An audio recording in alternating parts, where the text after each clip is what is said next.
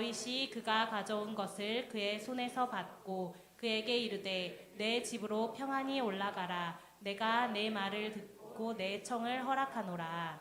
아멘. 아멘. 우리 2월 달에는 우리 대인 관계에 관련된 말씀을 나누고 있습니다. 첫 번째 시간에는 남을 대접하라라는 말씀이었죠. 너희가 무엇을 대접받고자 하는지 남에게 대접하라. 이것이 율법이요 선지자다. 성경을 한마디로 표현하면 구약 성경을 남을 대접하라라고 표현할 수 있다는 겁니다. 우리는 사랑한다라는 표현을 쓰지만 더 구체적으로 대접한다고 하면 더 실제적이죠. 하나님께서는 우리에게 많은 걸 대접해 주셨기에 오늘 우리가 이 자리에 있는 것이죠. 두 번째는 할 수 있거든 모든 사람과 더불어 화목하라. 하나님은 우리가 주변 사람들과 화목하게 지내기를 원하십니다. 지난 시간에는 우리 대인 관계에 있어서 중요한 것이 언어인데 우리 성도님들은 천국의 언어를 써야 합니다. 지옥의 언어가 아닌 천국의 언어를 하나님 쓰기를 원하십니다. 이번 한 주 동안도 천국의 언어를 쓰셨죠? 우리 얼굴을 보니까 쓰신 것 같아요.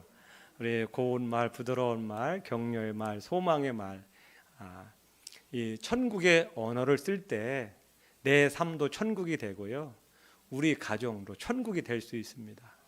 죽어서만 천국 가는 것이 아니라 이 땅 사는 동안 우리 가정도 천국이 돼야 되죠. 완벽하지 않지만 부분적으로라도 천국을 누리셔야 돼요. 그것은 언어로부터 시작됩니다. 우리가 천국의 언어를 쓰면 부부관계도 천국의 관계가 될 수 있고 가정도 천국이 될 수가 있습니다. 오늘은요, 우리가 살다 보면 관계가 불편할 때가 있습니다. 뭐 잘한다고 하지만 관계가 틀어지고 힘들 때가 있어요. 그리고 또 관계를 하다 보면 또 해야 될 말이 있어요.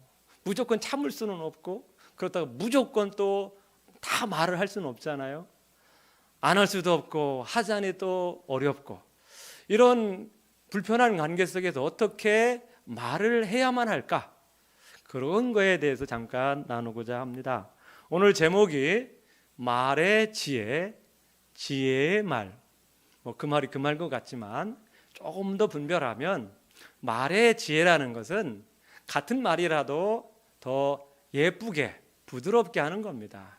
이왕이면 다홍치 말하고 우리가 좀 더 좋게 표현하는 것이요. 오늘 봤을 때 너무 예쁘십니다. 너무 멋지십니다. 이렇게 하면 듣는 사람도 좋죠. 이것이 말의 지혜입니다. 지혜의 말은요, 지혜롭게 말을 하는 거예요.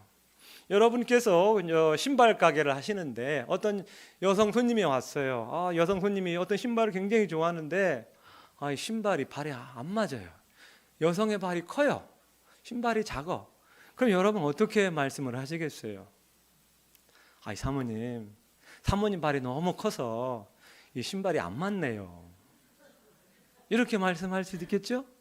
좀 센스가 없는 사람은 사모님 구두가 너무 작아서 맞지 않네요. 어떤 게 더 좋을까요? 후자가 더 나을 수 있겠죠?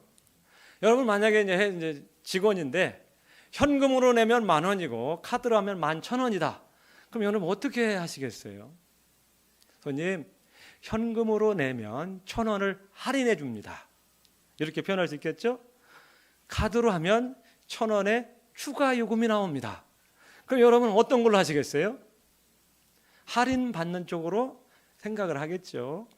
이것이 지혜의 말이 될 수 있습니다. 오늘 우리 성경은 25장 전체를 읽어야 이 내용이 좀 더 잘 이해될 수 있어요. 이 내용은 이스라엘의 두 번째 왕인 다윗 왕에 관련된 이야기입니다. 다윗 왕이 사울 왕의 미움을 받아서 근 10년 넘게 쫓겨다녔죠. 나중에 어느 정도 시간이 되니까 다윗에게 사람들이 모여들기 시작해서 한 600명의 사람들이 공동체를 이루며 살아가고 있었습니다. 그때에 다윗이 머물렀던 곳이 마온이라는 지역입니다. 이 마온은 남쪽 지역으로 산 속에 있어요. 그 사람들이 잘 오지 못하는 곳입니다. 왜냐하면 사울에게 늘 감시를 당하고 쫓겨다녔기 때문에 이 변두리, 외곽지, 운둔하는 삶을 살았습니다. 근데 그 지역에 아주 부자가 있었어요. 나발이라는 사람입니다. 25장 2절 말씀을 보겠습니다. 함께 읽겠습니다. 마온에 한 사람이 있는데 심히 부하여 양이 3,000마리요 염소가 1,000마리이므로 그가 갈말에서 그의 양털을 깎고 있었으니. 나발이라는 사람이 있는데 굉장히 부자였습니다. 여러분들 부자 되시길 축복합니다. 양이 3,000마리, 염소가 1,000마리, 심히 부자라고 말을 하고 있어요. 이 다윗이 그 동네 근처에 머물고 있었어요. 다윗이 600명의 사람들이 함께 있다 보니까 외부의 적이나 강도나 도적들이 얼씬도 못했어요. 그러니까 이 나발에게는 아주 큰 도움이 되는 거죠. 누가 와서 훔쳐가 봐요. 큰일 나잖아요. 그런데 다윗이 있기 때문에 그 도적들이 얼씬도 못했어요. 그리고 이 다윗이 선한 사람이기 때문에 그 사람에게 억지로 가서 물건을 빼앗아 오는 그런 일도 없었어요. 다윗이 600명의 사람들을 먹이려면 굉장히 식량이 필요했는데도 불구하고 그 부자 사람에게 손을 대지 않았어요. 우리 7절 말씀을 보겠습니다. 다윗이 어떻게 행했습니까? 내게 양털 깎는 자들이 있다함을 이제 내가 들었노나 내 목자들이 우리와 함께 있었으나 우리가 그들을 해하지 아니하였고 그들이 갈멜에 있는 동안에 그들의 것을 하나도 잃지 아니하였다. 다윗이 있는 동안 방패막이가 되어서 그 양과 염소를 잘 지킬 수가 있었습니다. 그런 상황에 양털 깎는 날이 되었습니다. 우리는 양 문화가 아니어서 양털 깎는 걸 잘 모르지만은 그 목축을 하는 사람들에게는 양털 깎는 날 아주 큰 축제의 날입니다. 양의 털을 벗기잖아요. 그걸로 물건을 만들어서 팔기도 하고 굉장히 큰 축제의 날입니다. 이 축제의 날은 잔치를 해요. 많은 음식과 술을 준비해서 잔치를 하기 때문에 다윗이 그 소식을 듣고 자기 사람들을 보냅니다. 오늘 축제를 한다고 들었는데 우리와 함께 나눌 수 있도록 음식과 술 좀 주세요. 이렇게 부탁을 하는 겁니다. 그러니까 이 나발이라는 사람이 어떻게 나옵니까? 우리 10절과 11절 말씀을 보세요. 10절과 11절 말씀 함께 읽겠습니다. 나발이 다윗의 사안들에게 대답하여 이르되 다윗은 누구며 이새의 아들은 누구냐? 요즘에 각기 주인에게서 억지로 떠나는 종이 많도다. 내가 어찌 내 떡과 물과 내 양털 깎는 자를 위하여 잡은 고기를 가져다가 어디서 왔는지도 알지 못하는 자들에게 주겠냐 하시니라. 이렇게 다윗이 정말 요청을 하니까 어떻게 거절하죠? 근데 거절하는 것도 아주 무례하게 조롱과 비아냥과 그 무시하는 말로 거절을 해버려요. 특별히 다윗에게 가장 자존심 상하는 말을 합니다. 그게 무슨 말이에요? 요즘 각기 주인에게서 억지로 떠나는 종이 많도다. 이것은 다윗에게 아주 가장 치명적인 아픔을 주는 말이었거든요. 많은 사람들이 다윗이 왕이 되려고 자기 왕을 배반했다 이렇게 소문을 만들었어요. 그게 아니잖아요. 다윗은 사울왕의 미움을 받아서 쫓겨다니잖아요. 그런데 사람들이 가장 다윗이 오해하고 억울한 말을 이 말이었거든요. 그런데 이 나발이라는 사람이 다윗의 가장 깊은 상처를 막 건드린 거예요. 소금을 뿌린 거예요. 그냥 죄송합니다. 우리가 많은 음식과 술을 준비 못해서 나눌 수가 없습니다. 이렇게 정중하게 거절했다면 다윗이 그래도 그냥 넘어갔을 거예요. 그런데 거절과 동시에 더불어 아주 다윗을 모독하는 말을 합니다. 상처 주는 말을 해버려요. 어때 듣보잡도 못한 사람이 와가지고 뭐 달라고 하냐? 이렇게 얘기를 하니까 다윗의 분노가 폭발해 버린 거예요. 다윗이 얼마나 속상했으면 복수를 하러 가지 않습니까? 22절 말씀을 보세요. 다윗이 얼마나 화가 났는지를 알 수 있습니다. 상처받았는지. 함께 읽겠습니다. 내가 그에게 속한 모든 남자 가운데 한 사람이라도 아침까지 남겨두면 하나님은 다윗에게 벌을 내리시고 또 내리시기를 원하노라 하였더라. 다윗이 얼마나 화가 났으면 그 집안에 남자를 한 명이라도 달려놓으면 하나님이 나에게 벌 줄 거다 하면서 맹세를 할 정도로 다윗이 분노합니다. 우리 성도님들 부부간에 싸움할 때도 이 자존심 상하는 말, 정말 듣기 싫은 말을 해서는 안 돼요. 싸움에도 선을 넘어가면 안 돼요. 이 나발이란 사람, 나발이란 뜻의 이름이 뭔지 아세요? 바보란 뜻입니다. 어떻게 그런 이름을 줬는지는 모르겠는데 바보 같은 짓을 하고 있는 거예요. 우리 성도님들도 싸워도 신사적으로 싸우셔야 돼. 그런데 신사적 막 화가 나니까 옛날 일 꺼내고 막 니네 집안 다 그렇냐 하면서 집안 이야기 나오고 막 과거에 막 뭐 어떤 거 했던 이런 얘기 나오면 싸움이 커질 수밖에 없어요. 상처 주는 말, 자존심 상하는 말을 하면 안 돼요. 근데 이 나발이라는 사람 바보같이 다윗이 가장 치명적인 걸 건드려 버렸어요. 그 다윗이 너무 화가 났죠. 이처럼 말을 잘못해가지고 한 집안이 몰살당할 위기에 처해져 있습니다. 이것이 말의 힘입니다. 잠언서 18장 21절 말씀입니다. 죽고 사는 것이 혀의 힘에 달렸나니 혀를 쓰기 좋아하는 자는 혀의 열매를 먹으리라. 이게 바로 혀의 힘입니다. 말의 힘이에요. 이 좀 무례하고 비아냥 섞인 말로 인해서 다윗의 분노를 건드렸고 잠자는 호랑이의 털을 건드려 버린 거예요. 얼마나 이게 무식하고 어리석은 일입니까? 말 한마디로 그 집안의 모든 남자가 죽게 될 운명입니다. 이런 상황에서 또 다른 사람이 등장하죠. 나발의 아내 아비가일이 나오고 있습니다. 어떻게 그 아비가일이 그 소식을 들었어요. 자기 남편이 정말 이렇게 어리석은 일로 인해서 자기 집안의 모든 남자가 죽게 될 상황이 됐습니다.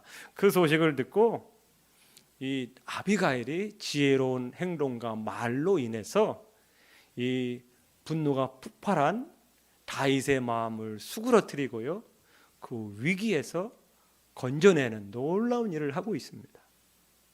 어떤 사람은 말로 인해서 화를 초래하고 어떤 사람은 말로 인해서 관계를 다시 잔잔케 하고 회복케 하는 그런 놀라운 일이 일어나고 있는 것입니다. 우리는 모두가 아비가일처럼 돼야 되겠죠. 말 한마디로 잘못해서 관계가 깨지는 일이 얼마나 많습니까? 그런 복잡한 관계도 말 한마디로 인해서 다시 화해되는 또 그런 놀라운 또 효과도 있지 않습니까? 오늘은 아비가일이 어떻게 했길래 그 분노가 폭발한 다윗의 마음을 잔잔케 하고 그 다윗을 분별력을 갖게 해서 지혜롭게 행동을 하게 했는지 그 내용을 잠시 보고자 합니다. 오늘 23절 말씀을 보세요. 18절 말씀을 보시기 바랍니다. 먼저 아비가일이 어떻게 했는지 18절 말씀 함께 읽겠습니다. 아비가일이 급히 떡 200덩이와 포도주 2 가죽 부대와 잡아서 요리한 양 5마리와 볶은 곡식 5 세어와 건포도 100송이와 무화과 뭉치 200개를 가져다가 나귀들에게 싣고. 아비가일이 막 다윗이 화가 나가지고 사람들 군사를 데리고 와서 자기 집안을 공격하려는 내용을 듣고 처음 한 게 뭡니까? 발빠르게 음식을 만듭니다. 이 음식의 양이 정확하게 얼마인지는 모르지만 600명의 사람들에게 줄 만한 식량이었습니다. 이 음식을 맛있게 요리해서 나귀에게 싣고 가는 거예요. 보냅니다. 지금 이 아비가일은 이 다윗이 가장 필요한 것을 알고 있어요. 그것은 바로 식량이었어요. 늘 외진 곳에서 도망 다니며 살다 보니까 제대로 된 식량을 구하기 어려운 상황 속에서 다윗이 지금 음식이 필요한 걸 알고 있습니다. 그래서 맛있는 음식을 요리해서 다윗에게 주고 있어요. 지금 아비가일은 자기 남편으로 인해서 상한 다윗의 마음을 알고 그 상한 마음을 위로하고 또 사과하기 위해서 마음을 표현하고 있는 겁니다. 관계가 잘못되었을 때에 중요한 것은 나의 진심을 잘 전달하는 겁니다. 그 전달하는 방법 중에 오늘 이렇게 섬김으로 전달하고 있어요. 선물이 될 수 있겠죠? 대접이 될 수 있겠습니다. 아비가일은 이 다윗의 마음을 위로하고 자기의 마음을 전하기 위해서 좋은 선물을 준비해서 전달하고 있는 것이죠. 구약 성경에 보면 이런 비슷한 내용이 또 나옵니다. 야곱과 에서가 있죠. 에서가 자기 동생에 대한 미움이 굉장히 컸어요. 자기 장자권을 빼앗았기 때문에 오랜 세월이 지나도 그게 마음에 용서가 안 되는 거예요. 그런데 자기 동생이 자기를 고향으로 돌아온다는 소식을 듣고 이때다 하고서 군사를 이끌고 또 야곱을 맞이하러 갑니다. 그때 야곱이 무서워서 잠을 못 잘 정도로 두려움에 빠졌어요. 그때 야곱이 한 게 뭡니까? 선물을 준비합니다. 아주 좋은 선물을 1차, 2차, 3차에 나누어서 선물을 보내죠. 시간의 간격을 두고 1차로 선물 보내고 또 2차로 선물 보내고 3차로 선물을 보냅니다. 좋은 선물을 받으니까 이 에서의 마음이 누그러지기 시작하는 거예요. 누가 보낸 거냐? 당신의 종 야곱이 보낸 겁니다. 근데 그 양이 적은 게 아니에요. 엄청난 양의 선물을 보냈어요. 두 번째 또 선물을 받으니까 이게 누가 보낸 거냐? 당신의 동생 야곱이 보낸 겁니다. 그 얘기 듣는 게 마음이 또 누그러지고, 세 번째로 또 선물을 받으니까 마음이 많이 누그러졌어요. 그리고 다윗을 만나니까 다윗을 향했던 그런 분노가 많이 사그러지면서 우리 야곱과 관계가 회복되는 일이 발생을 한 겁니다. 우리 성도님들, 우리가 다른 사람과 관계를 이렇게 잘 회복하려고 하면 우리의 마음을 잘 전달할 필요가 있어요. 그것이 선물이 될 수 있죠. 식사 대접이 될 수 있고 차를 대접하면서 나의 마음을 전하는 게 필요합니다. 잠언서에 보면 선물에 관한 말씀이 나오고 있습니다. 잠언서 18장 16절 말씀입니다. 사람의 선물은 그의 길을 넓게 하며 또 존귀한 자 앞으로 그를 인도하느니라. 잠언서 21장 14절 말씀입니다. 은밀한 선물은 노를 쉬게 하고 품 안의 뇌물은 맹렬한 분을 그치게 하느니라. 잠언서 19장 6절입니다. 너그러운 사람에게는 은혜를 구하는 자가 많고 선물 주기를 좋아하는 자에게는 사람마다 친구가 되느니라. 요즘은 우리나라에 김영란법이라는 게 있어서 이렇게 뭔가 선물 어느 금액 이상으로 주면 법에 저촉이 되는데, 어떤 이권을 위하여 청탁을 위한 선물 말고 정말 내가 관계를 회복하고 좋은 관계를 만들어 가고자 하는 마음으로 내 마음이 담긴 정성을 표현하면요, 그것이 상대방에게 큰 효과가 있다는 겁니다. 물론 말로도 할 수 있지만 그 마음을 어떤 표현으로 나타나면 효과가 클 수 있다는 것이죠. 오늘 말씀에 선물 주기를 좋아하는 자에게는 사람마다 친구가 되느니라.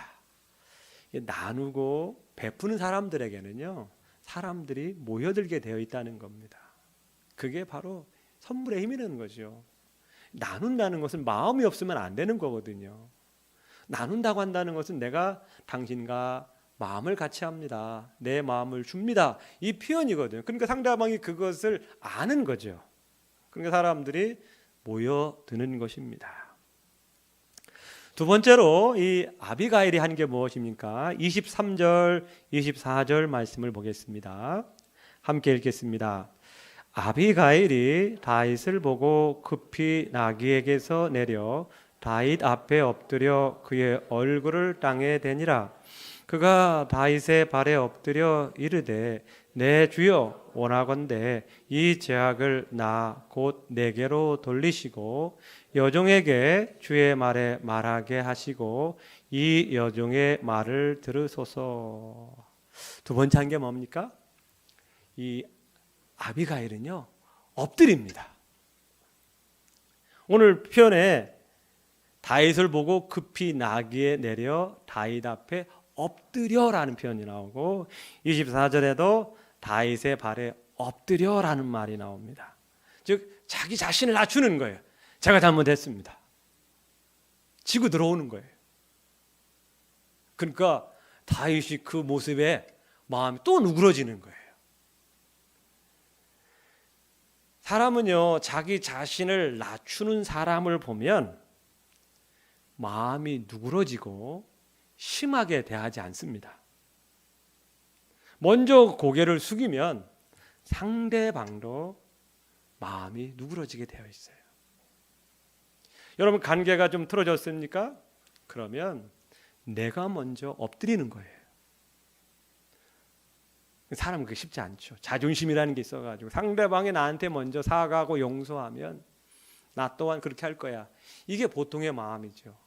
그러나 우리 믿는 사람들은 먼저 엎드리는 겁니다. 자기 자신을 낮추는 거예요. 그리고서 어떻게 합니까? 잘못과 실수를 인정합니다. 자기 남편이 다윗에게 한 그 모욕적인 말 대신하여 사과하고 그것을 아뢰고 있어요. 여러분 우리 가장 아름다운 말 중에 미안해요라는 말이 있잖아요. 여러분께서 누군가에게 그냥 정말 미안합니다 이렇게 말 한마디 하면 상대방의 마음을 굉장히 낮추는 힘이 있어요.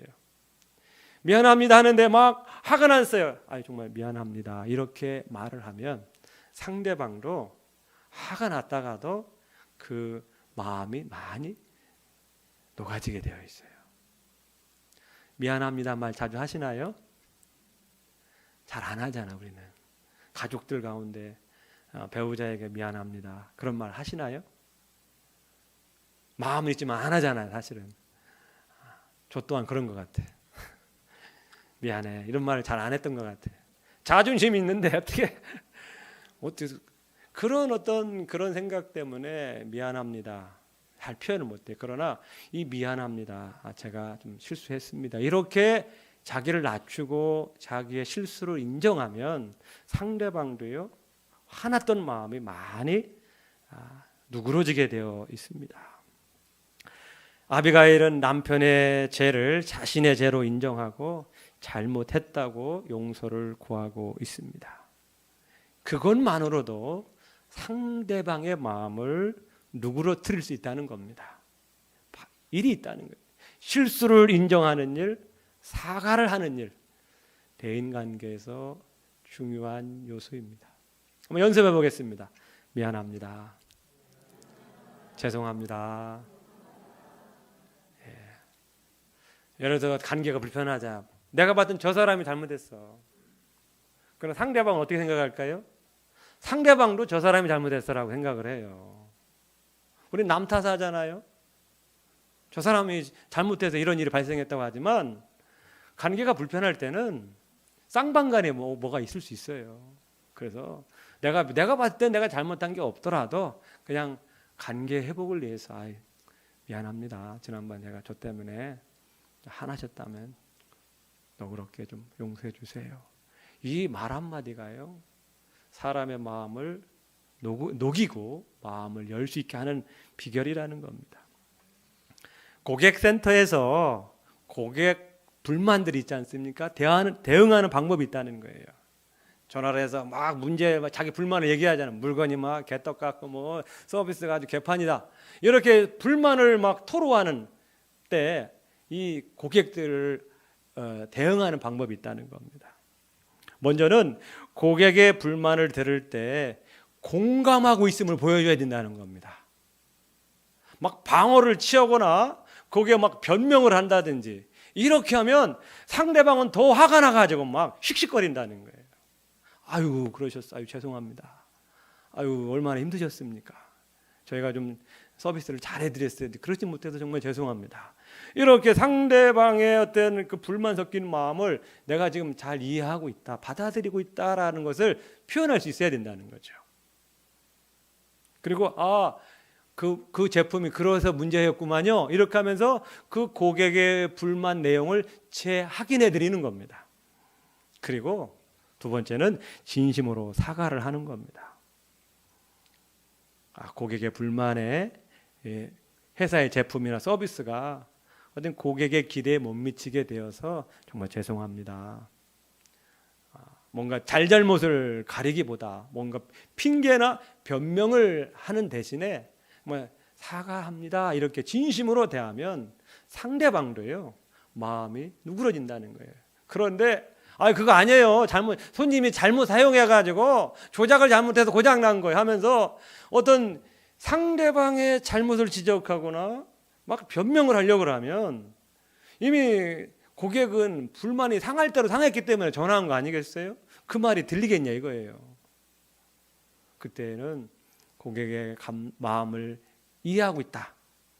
그리고 거기에 사과를 하는 거예요. 하여튼 우리 고객 물품 때문에 어려움을 당하고 있으니 사과합니다. 이렇게 말을 하면 상대방도요 마음이 누그러진다는 겁니다. 아무리 화가 나는 고객이라도 진심으로 미안해하는 사람에게는 매정하게 대하지 않는다는 것입니다. 그리고 이 아비가일은요 남편의 편을 들지 않고 다윗의 입장에 서게 됩니다. 그래도 남편인데 남편을 보호해주고 방어해줘서 남편이 그런 의도가 아니었는데 어떻게 말로 실수했습니다. 이렇게 남편의 편을 드는 것이 아니라 다윗의 입장을 서는 겁니다. 아이고 얼마나 속상하셨습니까? 제가 거기 있더라면 그렇게 말하지 않았을 텐데 제가 거기 없어서 정말 죄송합니다. 하나님 거 용서해 주세요 하면서 다윗의 입장에 서서 말을 하고 있어요. 변명이나 책임 회피하는 말을 하지 않습니다. 상한 감정은 진솔한 이해와 공감이 있을 때 그 마음이 치유가 될 수 있다는 것입니다. 저는 오늘 이 말씀을 준비하면서 살다 보면 관계가 어려울 때가 있고 불편할 때가 있어요. 근데 우리는 그런 관계를 아예 안 보면 되지. 우리 직장을 사직하는 사람들의 50%가 직장이 싫어서가 아니라 상사가 싫어서 떠난다고 합니다. 이 말은 뭐예요? 회사는 괜찮은데 그 일하는 직장 상사가 너무 나무라고 핀잔을 주고 책망을 하니까 그게 힘들어가지고 세상 말 더러워서 떠난다는 거죠. 이런 사람들이 50%가 된다는 거예요. 저는 그 말씀 생각하면서 이 교회에 적용하면 교회를 떠나는 사람들이 하나님이 싫어서 떠나진 않겠죠. 정말 막 목사가 꼴 보기 싫어서 떠날 수 있겠구나. 그런 생각을 해봐. 사람이 싫어서 맨날 잔소리나 하고 또 성도가 불편해서 교회는 좋은데 저 사람 가면 얼굴 보기가 힘들어서 떠날 수도 있겠다. 그런 생각을 해보게 됩니다. 이처럼 우리가 살다 보면 문제에 부딪힐 수 있어요. 중요한 것은 이걸 회피한다고만 해서 되는 게 아니죠. 이 교회 싫어. 저 사람 보기 싫어. 딴 교회 가서 신앙생활. 그렇게 해서 해결될 게 아니라는 거예요. 딴 교회를 가도 또 관계를 맺다 보면 또 어려움을 당하게 되어 있고 직장도 마찬가지입니다. 저 사람 정말 힘들어가지고 옮겨야 되겠다. 이직을 합니다. 그럼 다른 데 가도 또 불편한 사람이 있거든요. 그러면 우리가 이 관계를 잘 풀어가야 된다는 거죠. 여러분 고객의 마음에 불만이 있을 때 정말 불편함이 있어요. 어떤 사람은 이 관계를 그래도 잘 유지하기 위해서 그냥 꾹 참고 있는 사람이 있어요.